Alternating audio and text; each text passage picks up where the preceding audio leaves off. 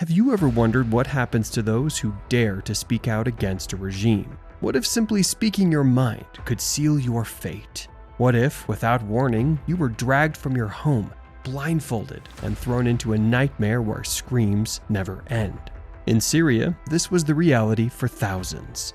Behind the concrete walls of the regime's prisons, innocence was no protection, and mercy was a foreign concept.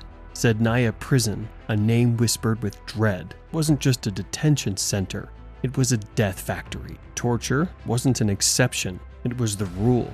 Executions happened in secret, bodies disappeared without a trace, and the air itself seemed soaked in despair. Today, we reveal the truth about these political prisons, a world of darkness where survival was a game of chance and hope was a dangerous illusion. Through first-hand accounts and damning evidence, we'll disclose the horrors that turned Seda into a place of nightmares. Now, let's get into it. The Syrian government, led by Bashar al-Assad, utilized its detention systems as a brutal tool of repression since the onset of the civil war in 2011. Political prisoners, including activists, journalists, and ordinary citizens who protested against the regime, were systematically arrested and subjected to horrific treatment. Estimates suggest that over 215,000 Syrians have been detained, with more than 30,000 deaths recorded in custody, particularly in notorious facilities like Seda Prison. Moreover, the government employed a network of intelligence agencies and military police to carry out these arrests, often seizing prisoners from their homes, workplaces, or even public spaces. On certain occasions, many of them were taken at checkpoints without warrant or formal charges by secret police, never to be heard from again. Indeed, his regime targeted anyone suspected of dissent, including civil society activists and humanitarian workers. The Assad regime maintained its grip on power through a relentless campaign of terror that extended deep into its prison system. Seda Prison, located north of Damascus, became notorious as a military detention center and death camp operated by the Syrian government. Nicknamed the human slaughterhouse, it was infamous for its extreme brutality, where civilians, political dissidents, and anti-government rebels were detained without trial. Prisoners endured relentless torture, including beatings, starvation, and psychological abuse. Human rights organizations have documented the atrocities committed there. The Syrian Observatory for Human Rights reported that since the start of the civil war, approximately 30,000 detainees have died in Seda due to severe torture and, in some cases, executions. Amnesty International estimated that between 5,000 and 13,000 people were extrajudicially executed between September 2011 and December 2015 alone. But what could possibly drive a regime to commit such heinous acts against its own people? This notorious facility was under the jurisdiction of the Syrian Minister of Defense and operated by the Syrian military police. The prison stands as a formidable structure, comprising two buildings housing between 10,000 and 20,000 detainees. It is divided into a white section above ground and a red section that extends 3 levels underground, where many severely abused prisoners are kept.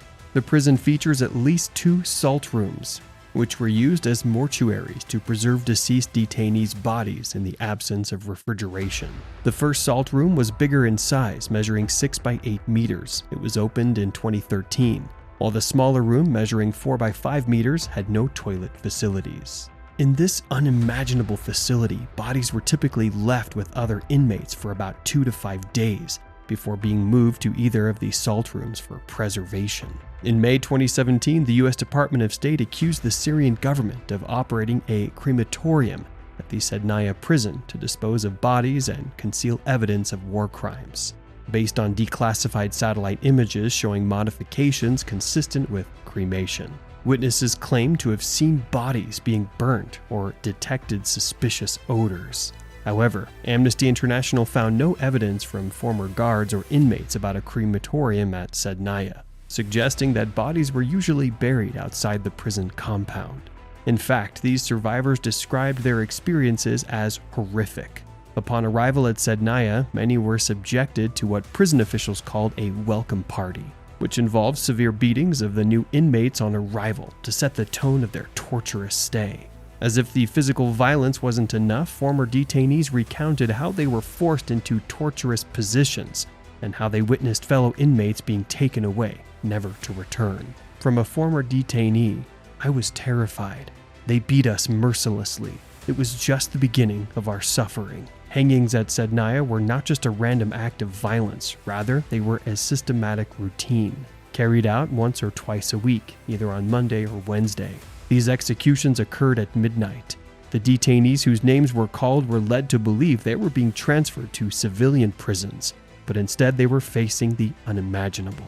Blindfolded and terrified, these individuals were taken to a basement cell where they endured brutal beatings before being transported to another building on the prison grounds for execution. The psychological torment was as severe as the physical pain, as they had no idea when or how they would die until the noose was placed around their necks. During an interview with a former judge who witnessed the hangings, he stated, "They kept them hanging there for 10 to 15 minutes. Some didn't die right away because they were too light. For the young ones, their weight wouldn't kill them instantly. The officer's assistants would pull them down and break their necks." The detainees held in the building on the floors above the execution room reported that they sometimes heard the sounds of these hangings. If you put your ears to the floor, you could hear the sound of a kind of gurgling. This would last around 10 minutes. "We were sleeping on top of the sound of people choking to death. This was normal for me then," said Hamid, a former military officer arrested in 2011. As many as 50 people could be hanged in one night. Their bodies were taken away by the truckload to be secretly buried in mass graves, and their families were given no information about their fate. In 2014, a regime defector who went by the name of Cesar fled Syria with tens of thousands of images showing the mutilated bodies of detainees who were killed or tortured in Syrian prisons. He passed on about 53,276 files to Syrian and international rights groups and activists. Human Rights Watch, or HRW, concluded that the photographs proved at least 6,786 people had died in the government's custody. Amnesty International further referred to Sednaya Prison as a slaughterhouse in 2017, after finding that thousands of people had been executed there. More survivors also provided shocking testimonies about life inside the prison. These harrowing accounts have led Amnesty International to conclude that the suffering and appalling conditions at Sednaya have been deliberately inflicted on detainees as a policy of extermination. Many of the prisoners said that they were, or in some cases, forced to other prisoners. Torture and beatings were used as a regular form of punishment and degradation, often leading to lifelong damage, disability, or even death. They stated that these cell floors were covered with blood and pus from prisoners' wounds, and the bodies of dead detainees were collected by the prison guards each morning around 9 a.m. Every day there would be 2 or 3 dead people in our wing. I remember the guard would ask how many we had. He would say, "Room number 1, how many? Room number 2, how many?" And on and on. There was one time that the guards came to us room by room and beat us on the head, chest, and neck. 13 people from our wing died that day, said Nader, a former Sednaya detainee. Food and water were regularly cut off. When food was delivered, it was often scattered over the cell floors by the guards, where it mixed with blood and dirt. Sednaya also had its own set of special rules. Prisoners were not allowed to make any sound, speak, or even whisper. They were forced to assume certain positions when the guards came into the cells, and merely looking at the guards was punishable by death. The methods employed by the regime were systematic and designed to instill constant fear. Extrajudicial executions were carried out regularly. Detainees would be blindfolded and transported to an execution chamber, where they faced death without warning. The bodies of those executed were often disposed of in mass graves, their deaths falsely recorded as natural causes. As we move forward from this dark chapter in history, it is important that we remember these stories and advocate for justice for all victims. Now, if you found this episode enlightening, please give us a thumbs up. Don't forget to subscribe for more content like this, and share your thoughts in the comments below. Together, we can keep these important conversations alive. Thank you for joining us.